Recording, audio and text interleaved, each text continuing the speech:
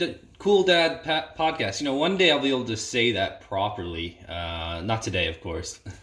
I hope everyone had a great weekend. It was Easter, and yeah, plenty of things going on. We had the long weekend, had the Friday off, most of us, and that was pretty good. I enjoyed it. Oh, by the way, very important announcement. Today is episode 20. We made it. Yeah, big milestone here. I didn't think I'd put so many episodes together so quickly, but here we are, and I'm enjoying it. I hope you are as well. I had a guest on the weekend. I had my buddy Mark there. It was a long form podcast. I'm really hoping to get everything on Shopify soon, so I just got to figure that out. I more or less know what I need to do. I just haven't gotten around to doing it.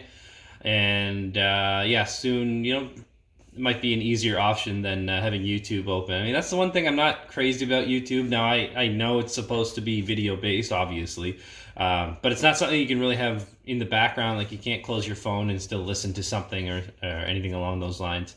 I suppose it makes sense, but that's why I got to get my episodes on Spotify. So to be continued. I'll definitely let everyone know when that happens.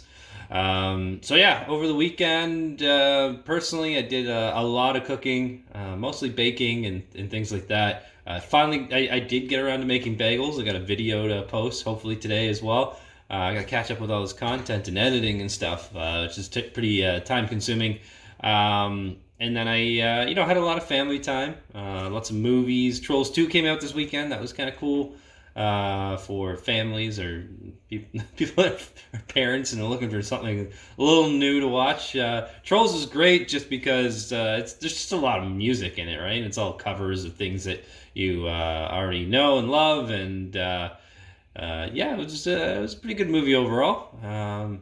As usual, when it's a new movie, my daughter, who's 4, typically her attention span kind of goes off a bit near the last 20-30 minutes, but it was pretty good overall. I'm sure most parents will like it.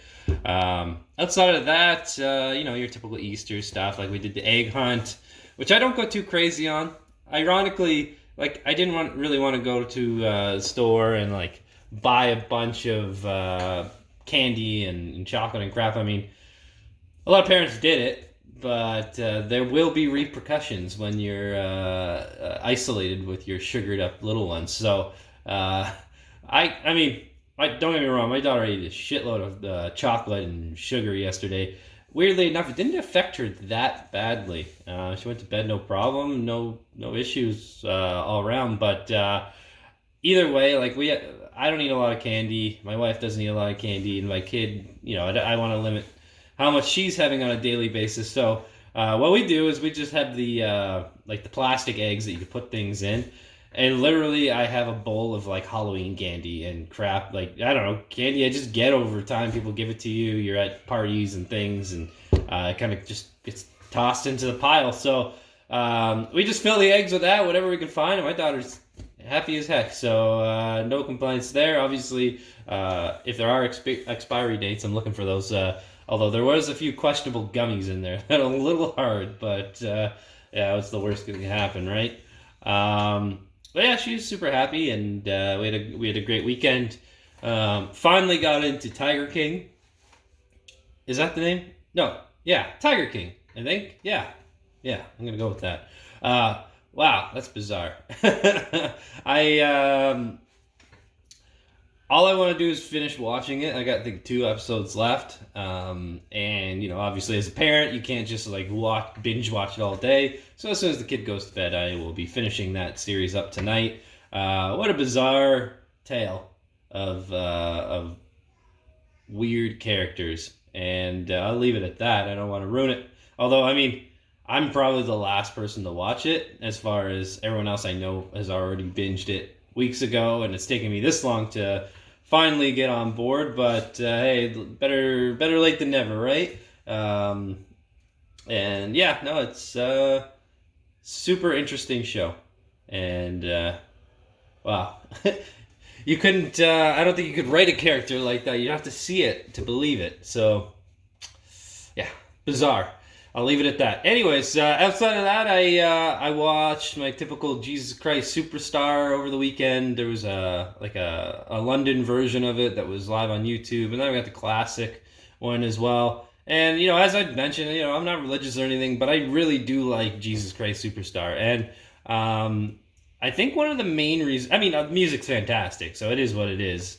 It's to me, it's more of like a political standpoint, and that's why I like it so much. It's actually apparently, so I've heard, it's written in the eyes of Judas, which most Christian learnings they depict Judas as this creepy dirtbag, right? Who betrays Jesus. Like, how could he? But when you look at what was going on, the political turmoil and like the mobs, looking towards Jesus to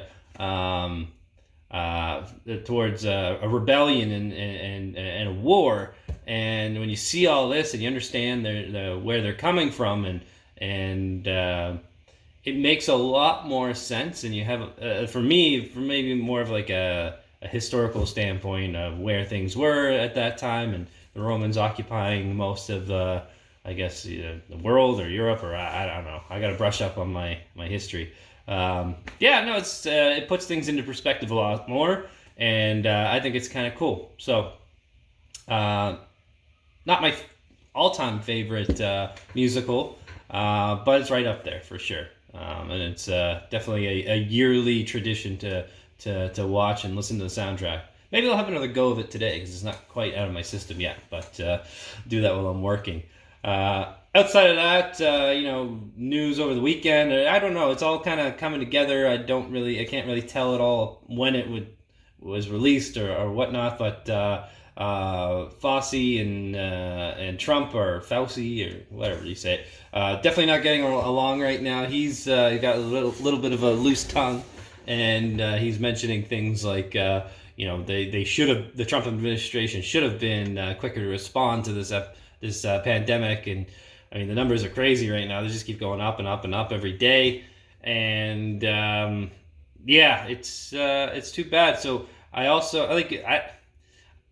could you imagine someone like that being fired in the middle of a pandemic? How insane that would be. I feel like in any other situation, he just like speaking out of turn with Trump around would be your dismissal. So I think he's got a little bit more power here.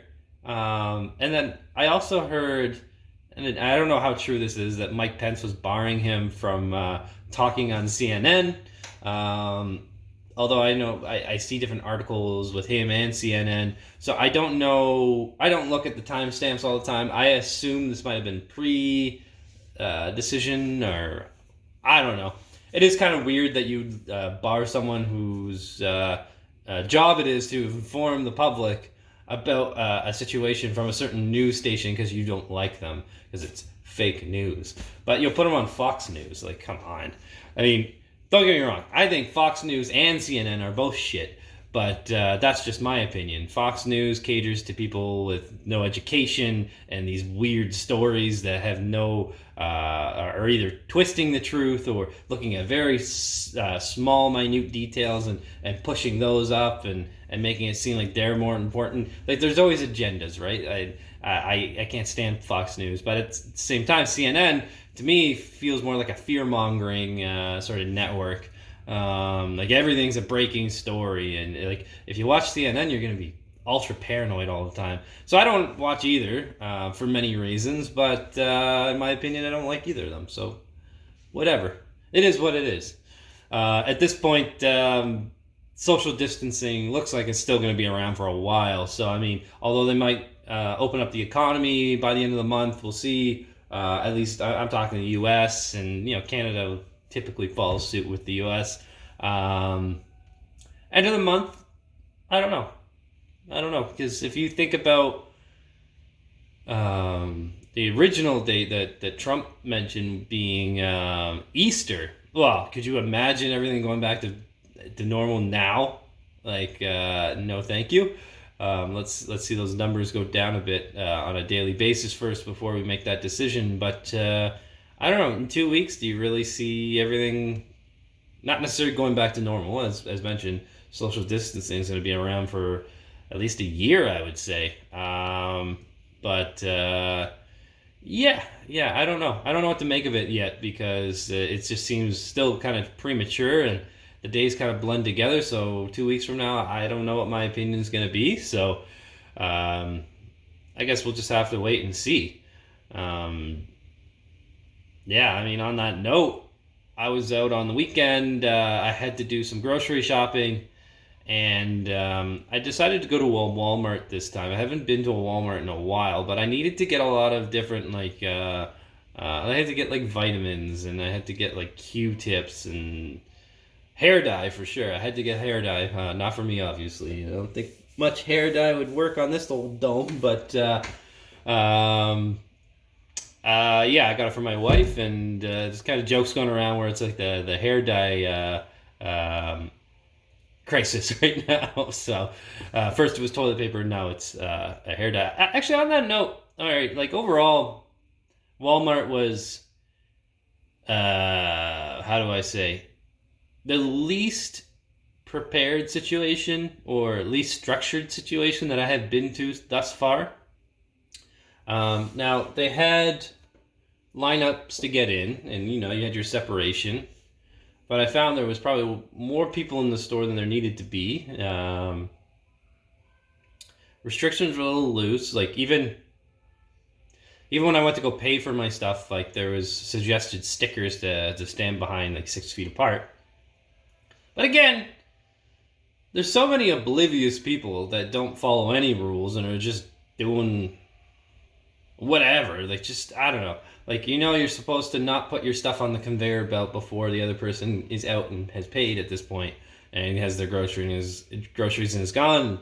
You think that'd be kind of common sense, but then there's like a whole family behind you who's not give a shit about what's going on, and of course no one's wearing masks, and like, I don't know. I go to a store regardless of what I'm doing, and I am wearing a mask and I'm wearing gloves at minimum, right?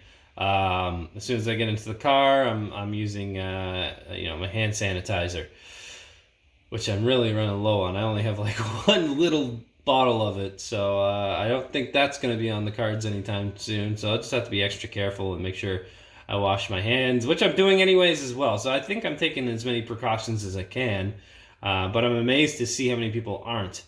I don't know. It's weird. I've yet to see any workers at any sort of grocery store or department store wear any masks at all. Maybe they just figure there's nothing they could do. They're around it all day long and they're washing their hands and not touching their face. But I don't know. We'll have to just wait and see how that all pans out.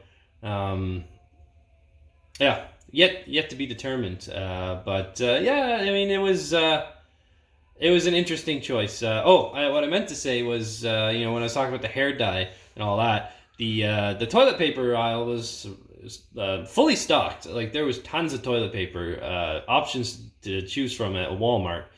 They had to limit one per customer, which they should have done weeks ago. I don't know why people needed to hoard this stuff, but yeah, that's it was interesting to see for sure. But outside of that, I mean, my weekend, that was pretty much it. I mean, I didn't go too crazy, do anything over the top, and played a lot of Legend of Zelda because I'm still running through that monstrously large game. I think I'm getting close to the end, but I mean, where is the end, right? Like I could beat it, and I can go back in and do all sorts of stuff, which is not really something I typically do. I did when I was younger, and I had like one game that I would get like a year. you beat every aspect of that game before you even fathom getting another one. So that's sort of ingrained in me, but at the same time, I do have other things that I'd like to get at.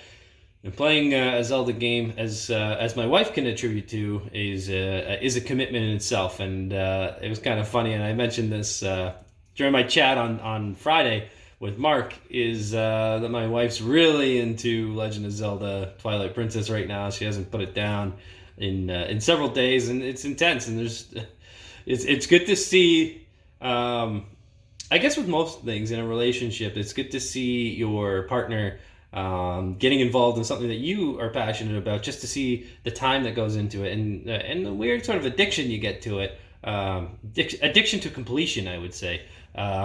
You can't just like half play a game and not pick it up again. That would be crazy. But yeah, it's good to see it's healthy, and I think going forward when a new game comes out and I'm really adamant about playing, she'll understand where I'm coming from and how much of an investment I'm going to be putting into this sort of thing. So it is what it is. One last thing I did want to talk about today is it kind of sparked over the weekend, and I've been thinking about this for a while. A lot of people with smart TVs, if applications aren't working properly, you just assume maybe your internet's crapping out on you. It's not your internet, it's your crappy TV. And it's not necessarily that it's a bad TV. It could be a 4K Ultra Mega Depth TV, whatever the hell those are. I obviously made that up. Like if let's just say you're paying like $500 for a 55-inch TV, 60-inch TV, that's pretty cheap when you think about it. Do you really think it's gonna have good software involved in building this TV, or a good wireless adapter, or anything like that? No, it's gonna be crap. They don't, unless you have something with a built-in Chromecast, or Roku's are pretty good. I have no issue with the built-in Roku's, but even still, there's gonna be a super basic level. So what I would suggest is if you've got like a media device, a laptop, Chromebook, any sort of like media streaming device, that would be your best bet, because the firmware that they have on these TV applications is crap, and you should be aware of that. And it's definitely not your internet. Sometimes it is. Most of the time it's not. I can attribute to that. I've got a laptop plugged into my my TV at all times, and I've got a wireless keyboard, mouse, like 2-in-1. Logitech makes one. It's pretty good. It's got like a track. Oh, I've got one right here. So this is what I've got. It's got the trackpad on the one side, and obviously the buttons, and some mouse buttons too, which is kind of nice. Batteries, I think it takes 2 AA's, and since I bought this like 3 months ago, I haven't replaced the batteries once, and I use it daily for work. So I've got another one downstairs for the TV. But definitely something I would suggest. Chromebooks are fairly cheap. I wouldn't say really cheap, but that would be my suggestion if you're just looking for something that streams really well, and get that wireless keyboard, and then you'll be set. And no complaints going forward, especially when you want to watch a movie and the kids are screaming in the background, and you just need to watch this damn thing. Or Tiger King's on, and you got to watch that. So, those are your options. Those are your situations. Make sure you're well equipped for this social distancing and, isolation time where you're going to consume a lot of media. But that's it for me today. Thanks for watching, and remember to subscribe if you haven't. If you did, then thank you very much. And I'm going to keep on rolling with more and more content as we go forward.